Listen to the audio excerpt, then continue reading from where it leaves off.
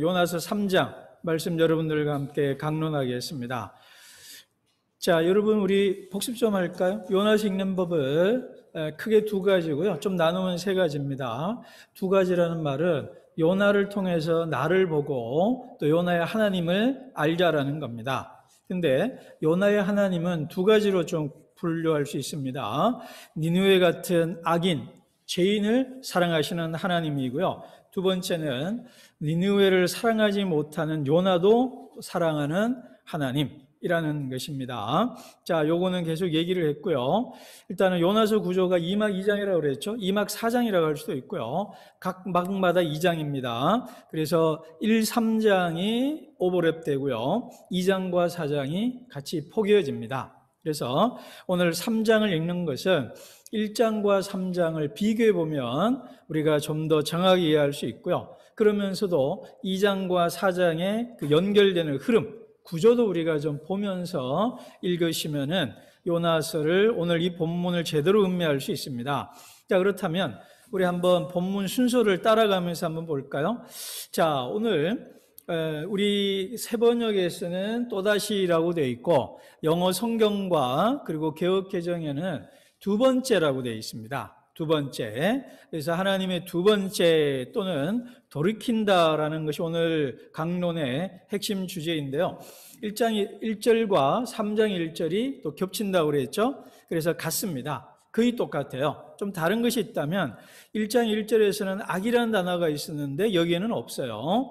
그 다음에 1장 1절에서 쳐서 외쳐라, 그러니까 대항해서 했는데 여기서는 이 쳐서 영어로 against라는 단어가 없습니다. 좀 순화되어 있어요. 근데 거의 같은 말을 반복하며 하고 있다라는 겁니다.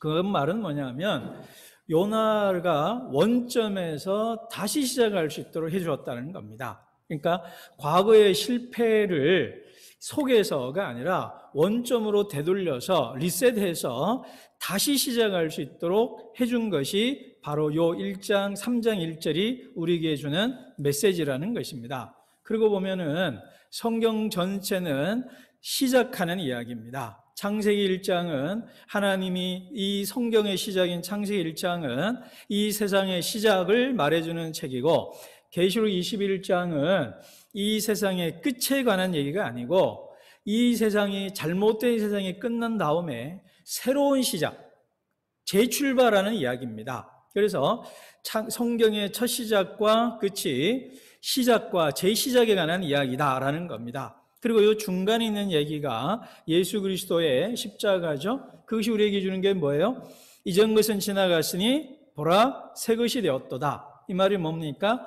새로운 것, 새로운 피조물, 영어로 이 새 것이 new creation입니다. 새 창조고 새 피조물이라는 뜻이에요. new creature라는 뜻입니다. 그렇기 때문에 창조되었고 타락했던 것이 예수 그리스도로 말미암아 새롭게 되고 새로운 세상이 시작할 수 있다는 겁니다. 자, 이것은 우리에게 주는 게 뭐냐? 그리고 또 그 말은 뭐냐면 포기하지 않는다라는 거죠. 그러니까 요나를 포기하지 아니하고 붙잡고 계시는 하나님이라는 겁니다. 그래서 세 번 부인한 베드로를 다시 돌이키게 하시고 돌아온 통자를 맞이해 줬던 하나님, 바로 이 부분이라는 거죠. 그러므로 오늘 하나님이 요나에게 똑같은 말을 반복하면서 다시 파송하는 이 본문이 우리에게 주는 건 뭐냐면 하나님은 우리에게 새로운 시작, 새로운 출발을 할 수 있도록 기회를 주신다라는 것입니다. 그래서 우리는 과거가 없이 현재가 절대로 없죠. 그러나 그 과거에 종속되거나 얽매이거나 노예가 되거나 과거가 현재를 완전히 결정짓는 것은 결코 아니라는 겁니다. 과거와 다른 내일이 있고 미래가 있고 가능하다라는 것입니다. 자, 그러면 이제 하나님의 얘기를 했다면 이제 요나 얘기를 좀 해볼까요? 자, 요나는요 니느웨로 갑니다. 오늘 말씀에 보면 곧이라는 단어가 나옵니다. 그러니까 즉각 순종했다는 거예요. 그래서 1장과 대제 보면 변화된 요나를 볼 수 있겠죠. 요나는 즉각 일어나서 도망갔는데 3장에서는 즉각 순종했다는 점에서 요나는 변화된 모습을 보여줍니다. 자, 두 번째, 근데 말씀한 대로 선포했을까? 요거는 뒤에 보면 좀 의문의 여지가 있습니다. 그런데 여기에서 니느웨 얘기가 나오죠. 니느웨가 하나님 보시기에 큰 도시다. 얼마나 크냐? 사흘을 걸어야 되는 곳이다 라고 되어 있어요. 그런데 이게 중요한 것이 첫 번째는 도시의 크기를 의미하는 거고요. 두 번째, 하나님에게 important라고 되어 있어요. 영어로 보면 중요하다는 뜻입니다. 그러니까 크다라는 것이 물리적으로 크다, 사이즈, 규모가 크다라는 뜻도 되고, 의미, 중요성에 있어서 하나님에게 큰 도시다라는 거예요. 근데 그곳에 가서, 왜냐하면 이게 의미가 있습니다. 사흘길이라는 말이 강조가 되어 있거든요. 크다라는 단어와 사흘길이라는 단어가 강조가 되어 있죠. 그런 다음에 요나가 하루 만에 다녔다 이 말입니다. 이것이 어떤 의미가 줄까요?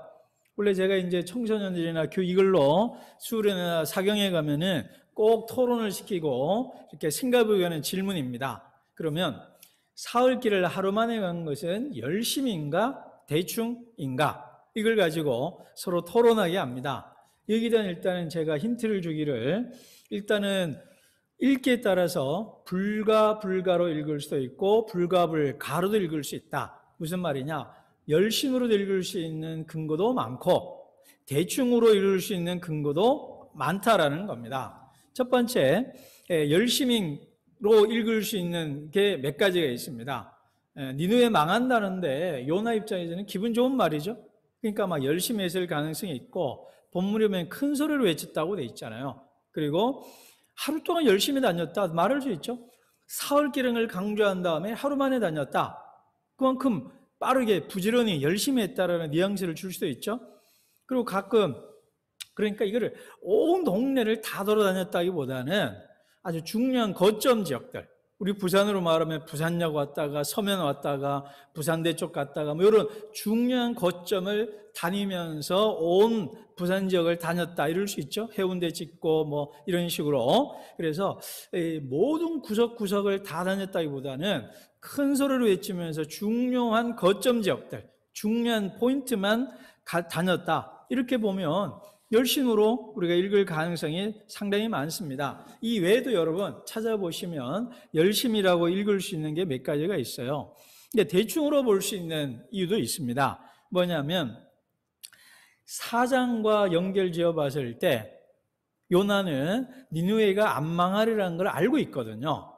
그렇기 때문에 열심히 해볼 이유가 없는 거죠. 하라고 하니까 마지못해서 한 거지. 이미 안 망할 거라고 알고 이 사람들 회개할 거 알고 하나님이 살려주실 걸 아는데 어쩌면 자기는 그게 꼭두각시로 있는데 뭐하러 열심히 하겠냐 이 말이에요. 대충 했을 가능성이 많다. 그죠?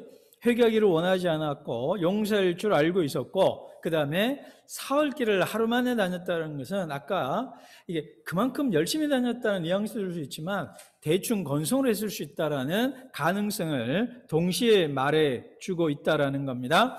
그렇기 때문에 중요한 것점죠. 이런 거 다 얘기했죠. 그 다음에 가장 중요한 게 6번인데요. 메시지의 불완전성입니다. 자, 여러분 이 요나가 뭐라 그래요? 40일이 지나면 니느웨가 무너진다. 우리말로는 네 단어를 반복해서 말하거든요. 그런데 요나는 예언자고 예언서란 말이에요.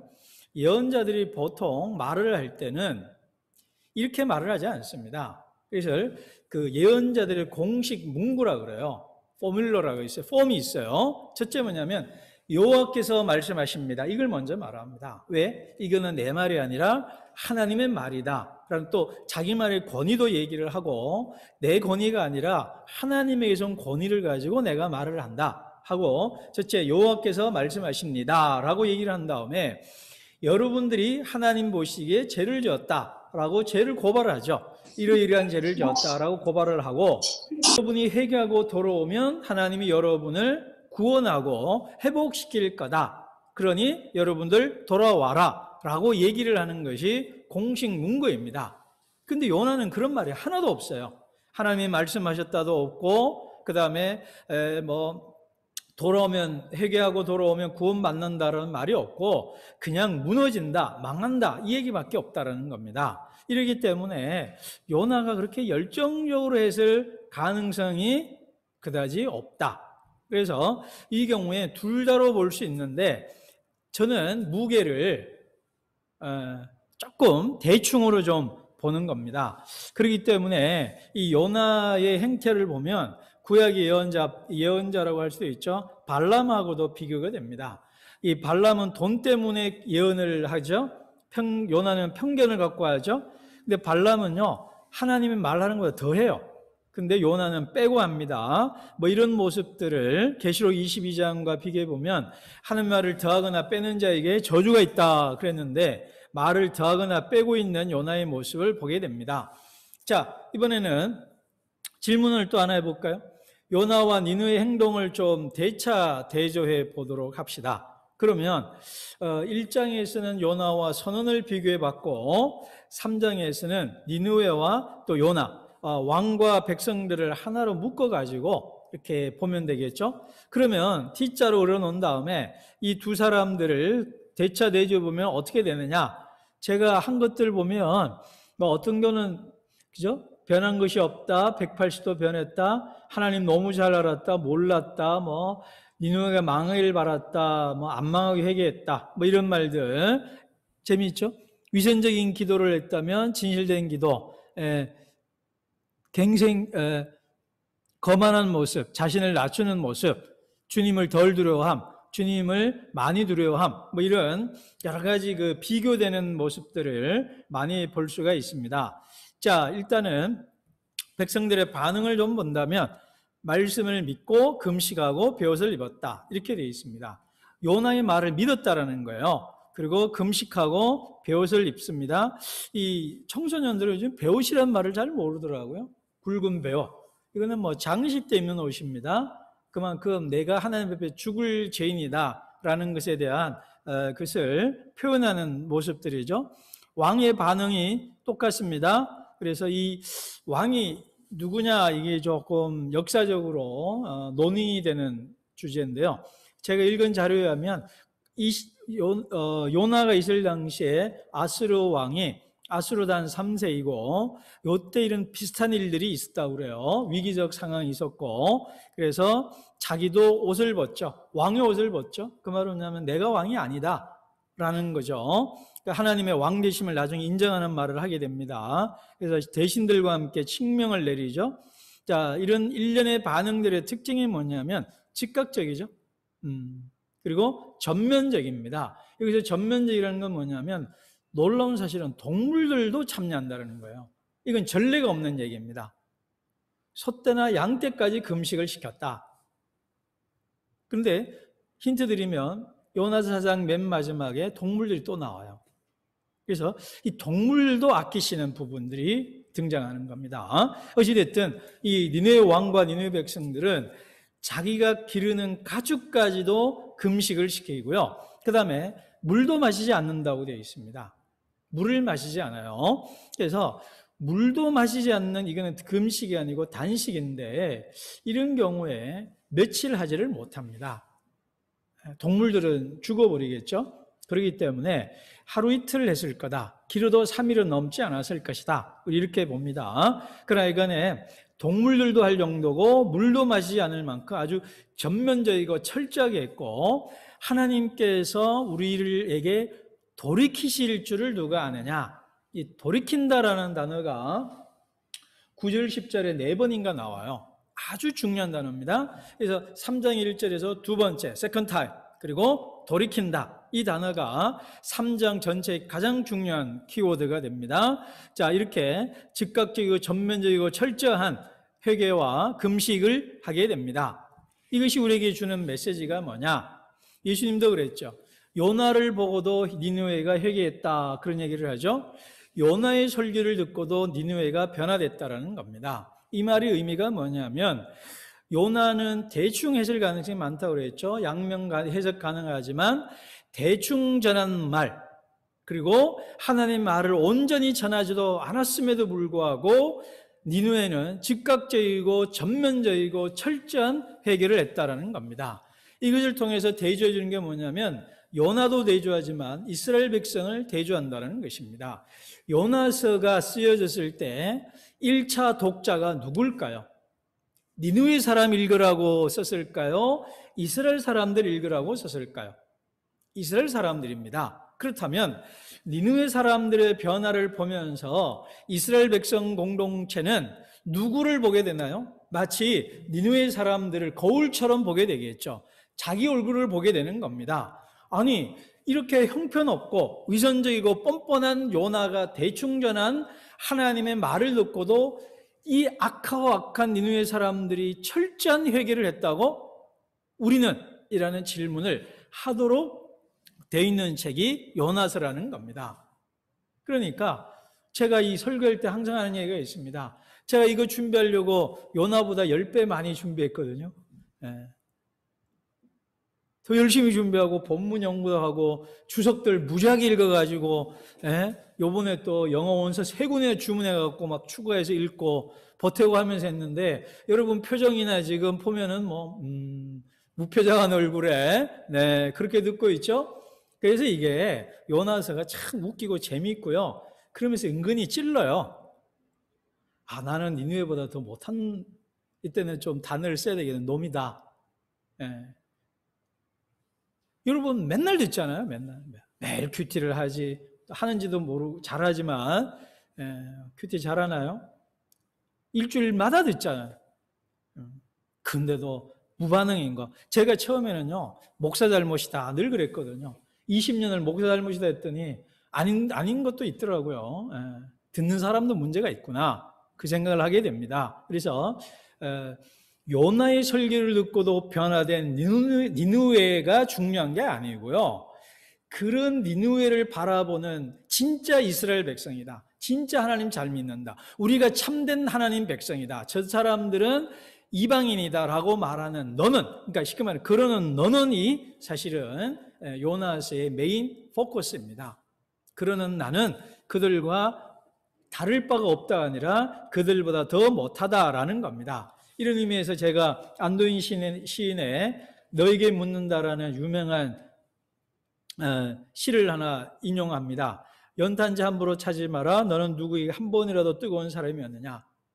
연탄재는 마치 니느웨 사람이라고 본다면 저 이방인이고 하나님 믿지 않고 저 나쁜 놈들이라고 욕하고 비난했던 사람들이 예수님의 보험을 듣고도 뜨겁고도 진지하고 참된 반응을 하는데, 교회 오래 다녔다고 목사요 장로요 집사라고 하는 너희가 그들보다 못하지 않느냐라는 것이 요나서의 주제라는 것입니다.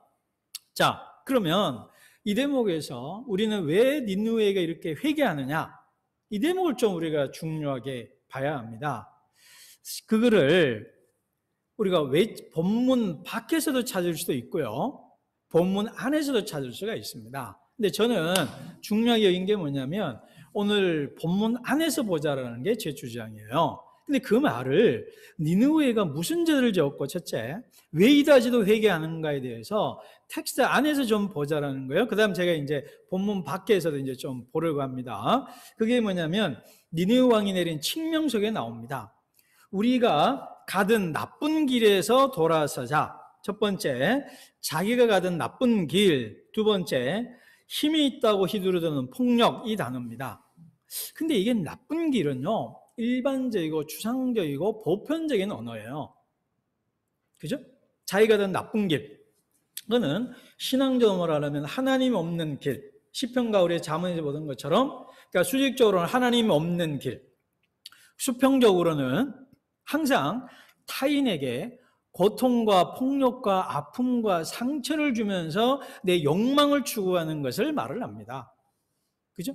수직적으로는 하나님을 안 믿는 것, 수평적으로는 남에게 고통을 주는 것, 그러면서 내 이익과 욕망을 추구하는 길, 그게 바로 나쁜 길이에요. 근데 이게 너무 제가 보기에 추상적이고 보편적이라는 겁니다. 가장 기본이에요. 근데 저는 그래서 좀 더 구체화시킨 것이 그 다음 구절이라고 봐요. 힘이 있다고 휘두르던 폭력. 이거는 니느웨와 관련되어 있죠. 니느웨는 당시 패전도 하고 이랬지만 당대 강대국이었고 나중에 북이스라엘을 멸망시키는 제국이거든요. 그렇기 때문에, 그리고 이 역사적으로 아시리아가 일찍 망해요. 제가 오래된 기억인데 책을 읽었는데, 우리 이게 경찰이나 이런 게 고문을, 우리 지금 1987 영화도 있고 보면 5.18도 보고 하면 고문을 많이 하잖아요. 이게 이제 일본에서 왔고, 일본, 러시아에서 왔고, 독일 왔고, 역사를 추적해 보면요, 아시리아에서 왔다는 얘기를 제가 오래전에 읽은 적이 있습니다. 그리고 이 나라가요, 자기가 강탈한 나라들을 가혹하게 잔인하게 대해서 일찍 망한 나라예요. 그래서 상당히 폭력이 만연한 나라였습니다. 그렇기 때문에 니느웨의 죄가 뭐냐? 하나님 앞에 상대된 니느웨의 악이 뭐냐?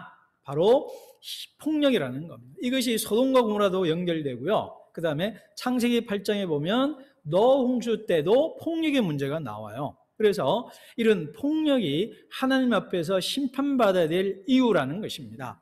그런데 여기에 우리가 좀 인문학적인 지식을 조금 갖고 온다면, 르네 지랄에 의하면 한 사회가 멸망될 때 폭력이 만연하다는 거예요. 그 폭력이 만연하고 그 폭력에 의해서 내부적으로 붕괴될 수 있다는 거예요. 그런데 희생양 이론에 의하면 그 폭력을 만만한 약자에게 전가시켜서 폭력을 해소시킨다고 그래요. 그런데 니느웨 백성들, 오늘 이 본문에서는 약자에게, 만만한 사람에게 폭력을 전가함으로 폭력을 해소하고 살아난 것이 아니고, 자기들의 죄를 고백하고 폭력을 중지함으로써 폭력의 문제를 해소한다는 거예요. 이런 면에서 아주 놀라운 본문이기도 합니다. 자, 요지는 이거예요. 이들이 무슨 죄가 있었느냐? 바로 폭력이 있었다. 그거는 창세기 8장, 그 다음에 소돔과 고모라, 그 다음 하박국 1장, 온 본문마다 보면 폭력의 문제가 등장하고, 내부적으로 일어나는 폭력이 악순환이 되면은 폭력은 에스컬레이션이 돼요. 상승하게 되어 있습니다. 그래서 폭력에서 스스로 무너지게 되어 있는 그 마지막 정점 순간에 요나가 왔고, 요나의 메시지를 듣고 이 사람들이 약한 자를 희생양 삼지 않고 스스로 회개하는 방식으로 문제를 풀었다라는 겁니다.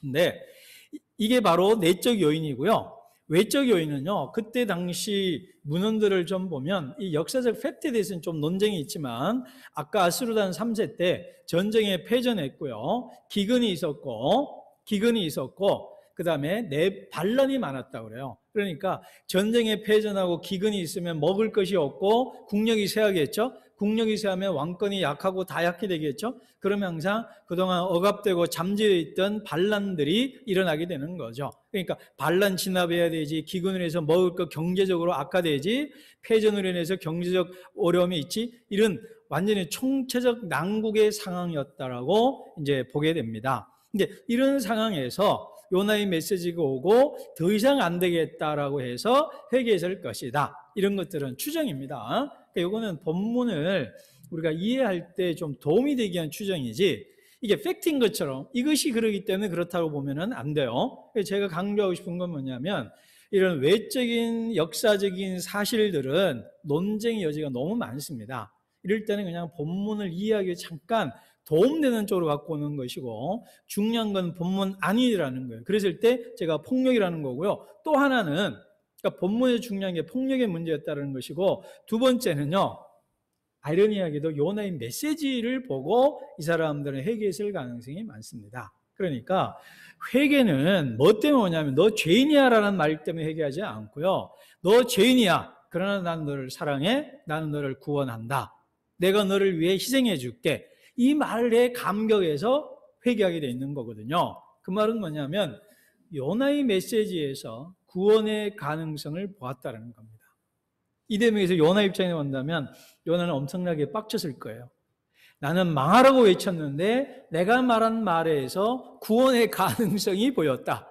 이 얼마나 이 아이러니합니까? 그래서 이 요나서는요, 아이러니, 풍자, 역설, 반전이 메인 포인트, 장르입니다. 그래서 아까 크다라는 것이 그런 풍자가 있어요. 아이러니, 역설. 자, 그럼 요나의 메시지에서 이스라엘 백성, 니느웨 사람들이 구원을 말했을 가능성을 무엇에 있었을까요? 40일이 지나면 니느웨가 무너진다.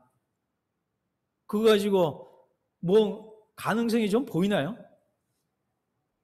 크게 두 가지인데요. 첫 번째는 40일이라는 말이고 무너진다는 말인데요. 따지면 세 가지입니다. 심판이 결정된 다음에 왜 말했겠습니까? 외국의 예언자인 요나가 하나님이 굳이 보내가지고 너희들 망한다는 얘기를 했을 때는 약 올리려고 골리려고 야 너희들 망한다 이놈들아 기분 좋다 그 얘기하려고 보냈을까요? 경고하고 예고했을 때는 그렇게 하지 말라라는 겁니다. 제가 이제 중고딩들한테 이거 할 때는 야 너 이렇게 공부하면 너 이번 중간고사 빵점 맞아. 그 말은 빵점 맞으라는 저주예요? 아니면은 예고고 경고고 그렇게 하지 말고 정신 차리고 정신 바짝 차리고 똑바로 해라라는 얘기입니까? 우리 준영 씨 어때? 그죠? 그러니까 요나가 하나님이 요나 보내가지고 너 망한다 얘기한 거는 망하라는 악담과 저주도 있죠. 뭐 없겠어요. 그러나 메인이 뭐예요? 본심은 뭡니까? 똑바로 하라는 거잖아요. 그죠? 경고지만 망한다는 것이 아니라 망할 수도 있는데 네가 돌이키면 바뀔 수 있다는 여지를 준 거예요. 그럼 두 번째가 뭐냐면 왜 40이냐는 얘기예요. 너 내일 망한다 그러면 이거는 가능성이 좀 줄어들잖아요. 근데 40일입니다. 하루, 이틀, 3일, 일주일, 보름, 한 달, 40일. 구약에서 40일의 수는 완전수에 가깝습니다. 모세가 광야에 40년, 그죠? 이런 의미가 있기 때문에 구약 OT, 올드 테스트먼트에서 40일은 완전한 수입니다. 그러니까 회개의 가능성, 구원의 가능성, 기회의 가능성을 무한히 열어준 거예요. 40일 동안 하루 이틀이면 사재기 가겠죠? 근데 40일 남았다. 어때요? 살 길이 있다라는 여지를 준 거예요. 그 다음, 재밌는 단어가요. 40일이 지나면 니느웨가 무너진다 그랬잖아요. 이 무너진다는 것은 turn down, upside down을 말합니다. 뒤집어 엎는다는 거예요. 갈아엎는다는 뜻입니다. 그래서 이 아람어와 아시리어의 어항이 약간 비슷합니다. 아람어이기 때문에요. 그래서 이 단어가요. 무너진다? 우리 지금 뭐 건물 무너졌다도 되지만 잘못된 것이 뒤집어 엎는다는 뜻도 있어요. 뒤집어 엎는다는 얘기는 뭐예요? 여러분 농사 지을 때 어떻게 합니까? 땅을 갈아엎죠. 갈아엎는다는 뜻입니다. 그러니까 40일이 지나면 니느웨가 갈아엎어질 것이다 이 말이에요. 그러니까 그 다음 넘어가면 어떻게 되는 뉘앙스가? 하나님께서 너희 잘못된 이 땅을 다시 갈아엎어가지고 새 땅 만든 다음에 여기다가 심을 거다 이런 말을 주는 겁니다. 그러니까 하나님께서 너희들의 마음을 뒤집어 엎을 거다. 마음을 돌이킬 거다. 바꿀 거다라는 뉘앙스가 있어요. 명확하게. 이게 이제 뒤에 돌이킨다라는 말과 연결되는 거죠. 그렇기 때문에 니느웨가 돌아섰다는 겁니다. 니느웨가. 그래서 내부적으로 폭력이 만연된 상태에서 우리가 망할 수밖에 없다는 정점에 서 있었고 요나를 통해서 하나님께 우리를 살리실 거고 우리에게 회복의 기회가 있다는 것을 보여줬기 때문에 돌아섰다라는 겁니다. 자, 여기에서요. 다음 주에도 하게 되겠지만 이렇게 쉽게 하나님이 돌아서도 되나? 이런 질문이 우리에게 생기죠. 여기에 대한 대답은요. 일단 요나서와 나훔서를 비교해 봐야 합니다. 이게 뭐냐면요. 나훔서는 니느웨가 망하라는 저주가 일관된 책이 나훔서입니다. 그러니까 나훔서는 니느웨를 저주하는 책이고 니느웨를 심판하는 책이라면 요나서는 니느웨를 용서하고 구원하는 책입니다. 그러니까 요나서와 나훔서는 짝이라는 거예요. 짝이라는 겁니다. 그래서 재밌는 게 뭐냐면요. 요나서 다음에 요나, 미가, 나훔 이렇게 돼 있어요. 그래서 미가서를 중간으로 놓고 본다면 요나서와 나훔서가 짝이 되도록 돼 있다는 거예요. 이거는 총신대 우리 김창대 교수가 예언서를 12권의 예언서를 미가서를 중심에 놓고 앞에 것과 뒤에 것이 오버랩 된다는 겁니다. 원래 12이기 때문에 조금 안 맞는데요. 얼추 맞아 들어가요. 그래서 미가서의 가장 중심이 뭐냐? 우리가 예배 때마다 암송하는 미가서 6장 8절.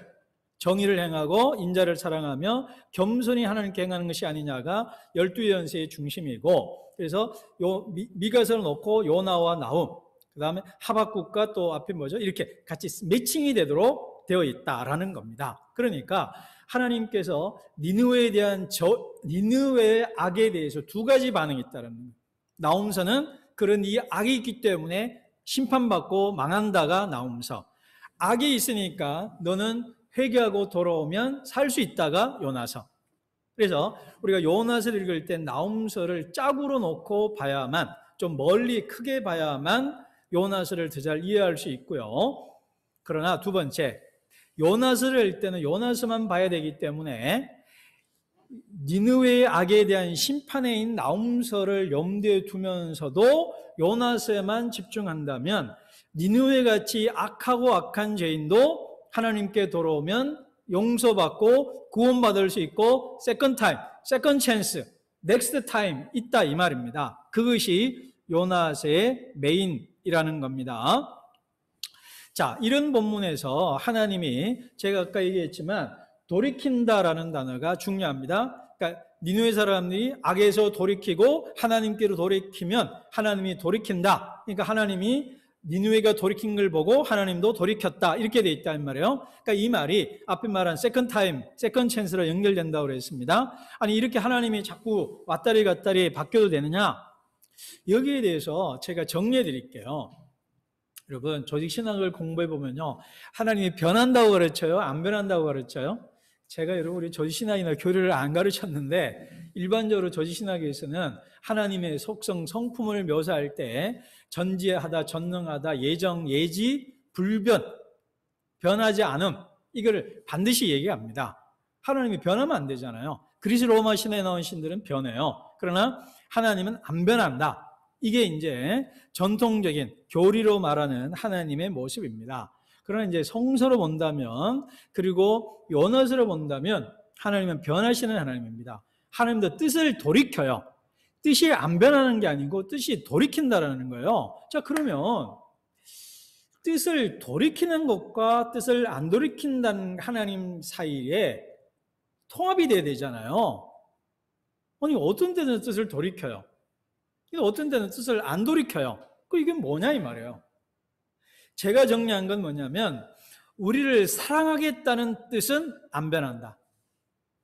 우리를 사랑하고 우리를 구원하겠다는 하나님의 뜻은 결코 변하지 않는다. 그러나 우리가 심판하겠다는 것은 언제든지 바뀔 수 있다. 무슨 말이냐? 우리가 돌아서고 회개하고 하나님께로 돌아오면 언제 그랬냐는 듯이 심판하겠다는 뜻을 철회하시는 분이다 이 말입니다. 그러니까 우리를 사랑하겠다는 것은 안 바뀌어요.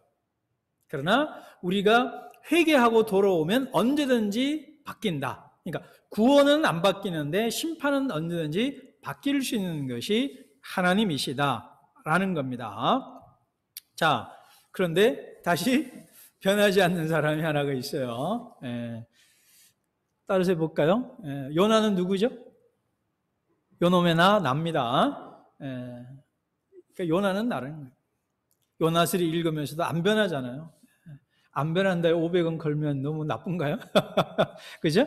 그러니까 하나님도 돌아서고 전지전능하시고 불변하신 하나님도 변하고 있는 부분이 요나서입니다. 그리고 저렇게 사악하고 잔인한 니느웨도 돌아선다 이 말이에요. 그런데 안 돌아서는 단 한 사람, 그의 이름은 요나이고 바로 그 요나 이름이 나의 이름이라는 겁니다. 자, 정리하겠습니다. 요나서 하나님은 우리에게 다시 시작하게 합니다. 두 번째 기회, 새 출발 주시고 새로운 기회를 주신다 이 말입니다. 그래서 요나에게도 기회를 다시 주시고 니느웨에게도 기회를 다시 주시고, 그리고 니느웨가 회개하고 삶의 방향 전환을 하고 재조정하면 그 악한 니느웨도 새로운 출발을 하게 하시는 하나님이시다라는 겁니다. 제가 이제 자살은 죄인가라는 책을 썼잖아요. 그래서 그 얘기 끝이 뭐예요? 끝났다고 생각하기 때문에 스스로 끝을 내는 겁니다. 우리 한국 사회가 왜 자살률 OECD 1위예요? 끝이라고 생각하는 거예요. 희망이 없다고 생각하는 거예요. 소위 말하면 바닥이 없잖아요. 패자 부활전이 없는 사람, 세상이라고 말을 하잖아요. 적어도 제가 여기서 말하고 싶은 건 뭐냐면 한국 사회는 그럴지는 몰라도 하나님에게는 그렇지 않다 이 말이에요. 하나님에게는 패자부활이 가능하고 두 번째가 있고 세컨드가 있고 넥스트가 있고 재출발이 가능하다라는 겁니다. 그 하나님을 믿을 때에 우리 삶의 절망이 끝이 아니고 새로운 희망을 품을 수 있다. 그 얘기를 하고 싶은 겁니다. 자, 또 하나 요나의 설교를 듣고도 회개하는 니느웨를 보면서 과연 나는 하나님의 말씀 앞에 어떤 반응을 하고 있는가? 설교와 성경 읽고 큐티하는 것 속에 나는 과연 니느웨처럼 회개하고 하는가? 그걸 묻는 겁니다. 그러니까 첫 번째는 두 번째 기회가 있다.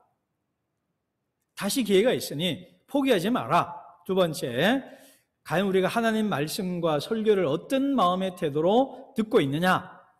그것이 중요하다는 겁니다. 그리고 하나님은 우리가 돌아올 때 언제든지 맞이하고 환대할 준비를 하고 계신 분이심을 탕자 이야기도 나오고요. 성경 전체도 나온다라는 겁니다.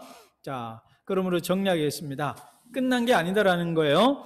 그러니까 좋은 이야기의 결말은 그런 식으로 끝나는 게 아니고요. 넥스트 2막이 있고요. 세컨드가 있고 투모로우 내일이 있다라는 겁니다. 그러므로 우리 하나님께서 내 이야기를 쓰고 있고 함께 하고 있으니 당신의 체면 권위 아랑곳하지 않고 돌아서시는 하나님이 있다라는 거예요.